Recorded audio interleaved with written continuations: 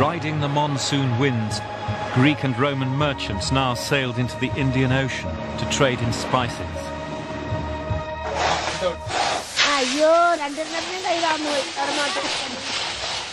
Each year, the Roman balance of payments ran millions into the red to fill the pepper barns by the river Tiber. It was the beginning of a vast exchange of cultures and ideas, the first glimmering of a world economy.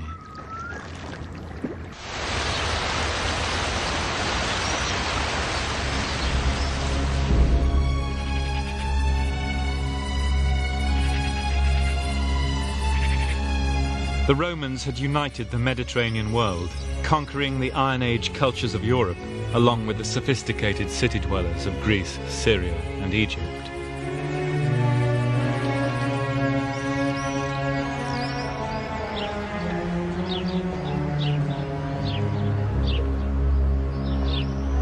Brilliant architects, engineers, and military planners.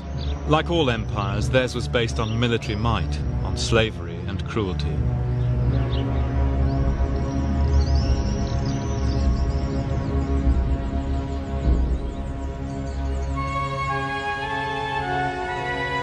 At its height, the empire extended from Hadrian's Wall in Scotland to the Persian Gulf, and you could call yourself a citizen of Rome, whether you lived in Manchester, Athens, Luxor, or even briefly Uruk in the baking south of Iraq. But unlike India or China, there was no binding religious or social ethic to hold its disparate parts together. And in the 4th century, it entered a great crisis, economic, social, and especially spiritual. And the vacuum was filled by an obscure cult, one of many new religions arising out of the spiritual ferment of the late antique world: Christianity.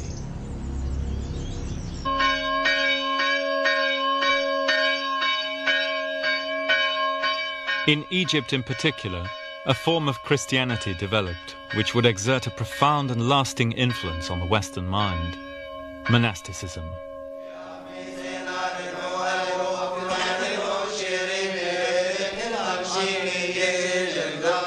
Christianity became the official religion of the Roman Empire in the 4th century, and with that a set of beliefs, myths and taboos deriving from the Iron Age people of Palestine and ultimately from the Bronze Age cities of Iraq was accepted by the rulers of the West as the final revelation of history.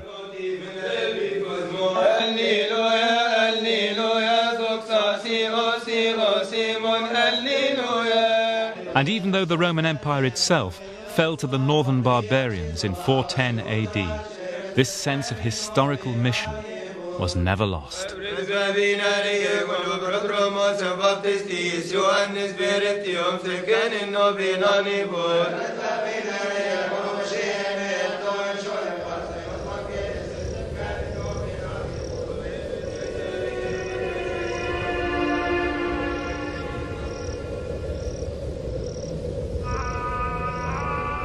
The triumph of Christianity was another product of the extraordinary fertility of ideas born in the intractable landscapes of Syria, Palestine, and Iraq, a testimony to the continuing inspiration which the West has drawn from the more ancient cultures to the East.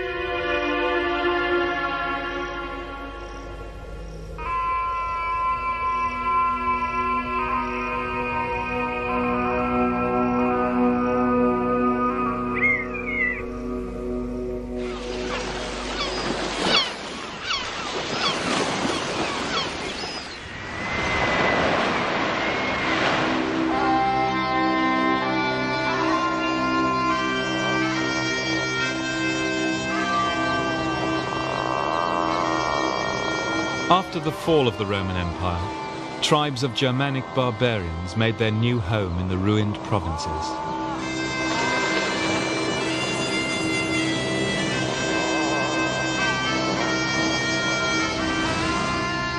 Out on the wild shores of Britain, with a religion from the Near East, a monasticism from Egypt, and a written language from Italy, the Anglo-Saxons started from scratch to build their new order, with the optimism of all immigrants thrown on strange shores. The ruins of that order are still around us. silent shapers of our modern world.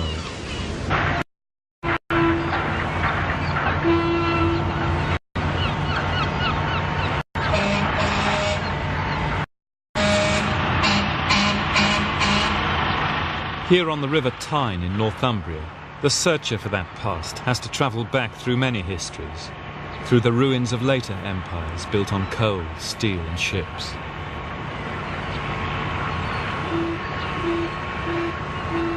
But here at Jarrow is a place as crucial as any in the Western story. To get to it now, you have to cross muddy slakes and reclaimed slag tips.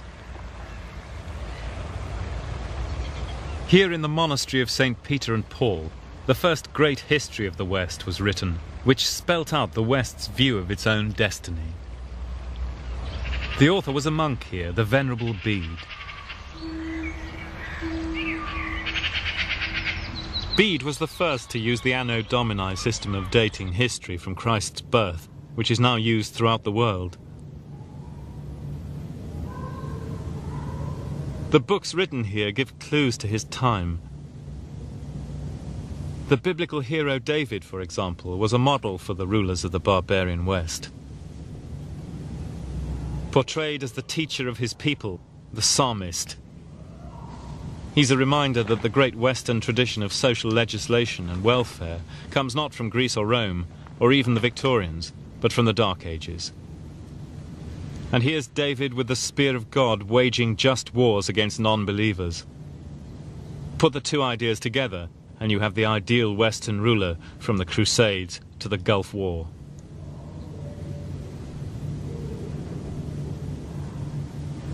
Bede's history was the most remarkable and the most successful attempt to show how the peoples of the barbarian West in the Dark Ages transformed themselves through the agency of civilization.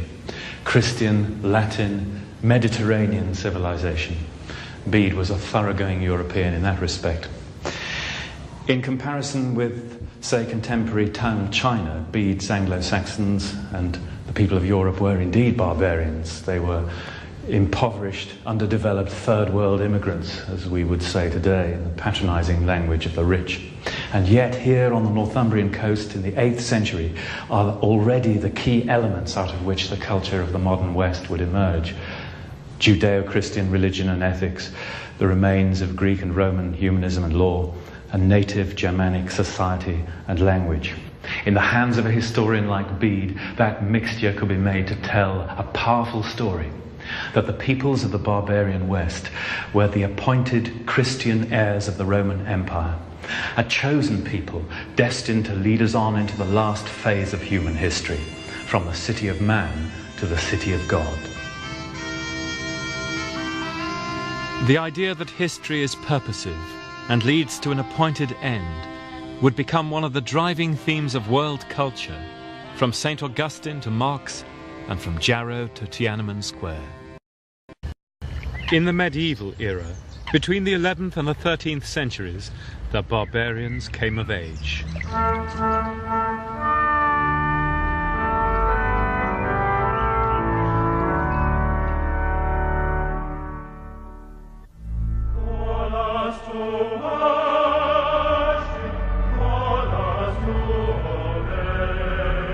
They created the greatest epoch of art and architecture which the world had ever seen, the age of cathedrals.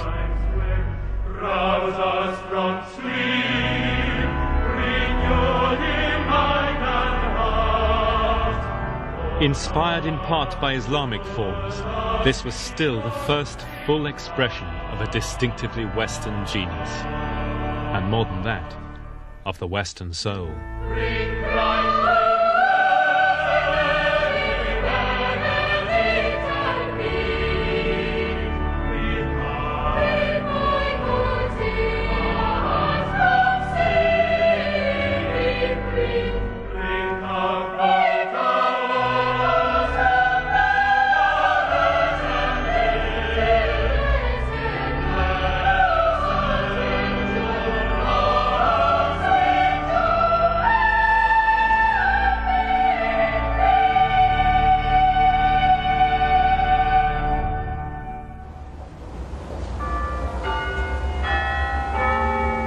But even during the cathedral age, social forces were at work, which would eventually loosen the hold of the Church of Rome on the former barbarians.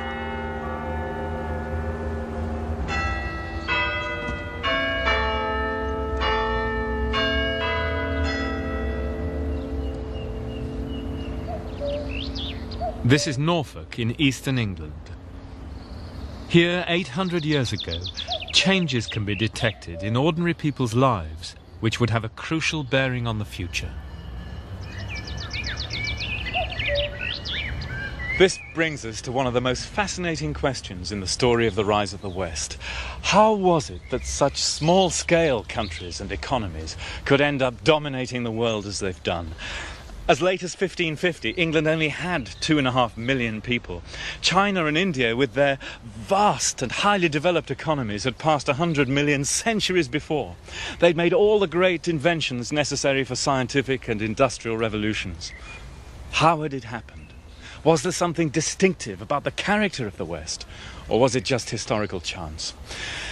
A graveyard in Norfolk may seem a strange place to ask such a question, but some answers may lie here, because across northwestern Europe, and especially here in East Anglia, records of birth, marriage and death suggest that as early as the 12th century, a distinctive character was emerging, of late marriage, of small nuclear families, but of also a possessive, property-based individualism and a free market philosophy, which seems uncannily like the seeds of later Western ideology, of the ideology which through the English, French and American revolutions became the dominant philosophy of the West and which rules our lives even today.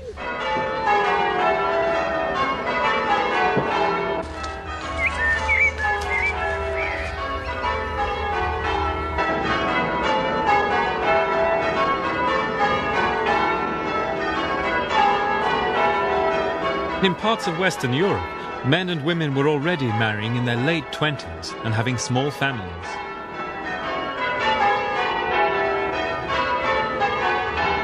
So Western people were beginning to do what today's Chinese, for example, have had to enforce by law. This was the key not just to population control, but to the accumulation of wealth. For with security of life, inheritance and property, you don't need big families.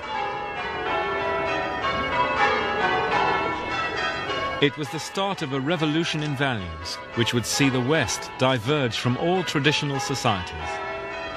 The first signs of Western individualism.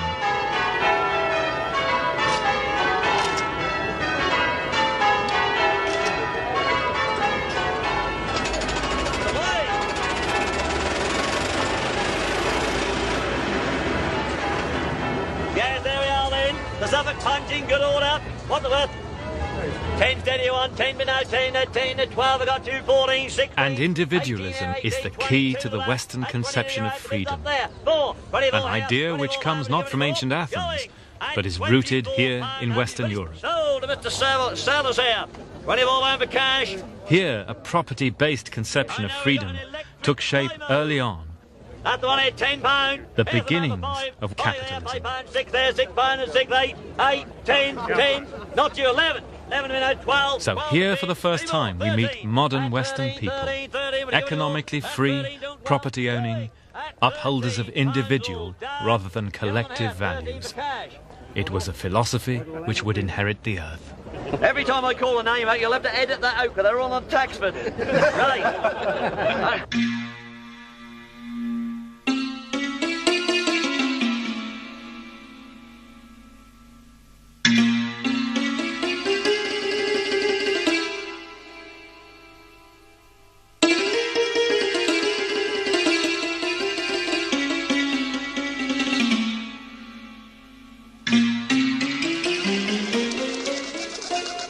All this while, the great powerhouse of Western culture was still the Fertile Crescent.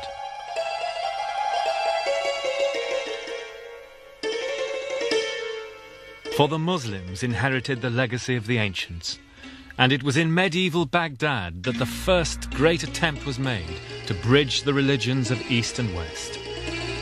Through the universities and libraries,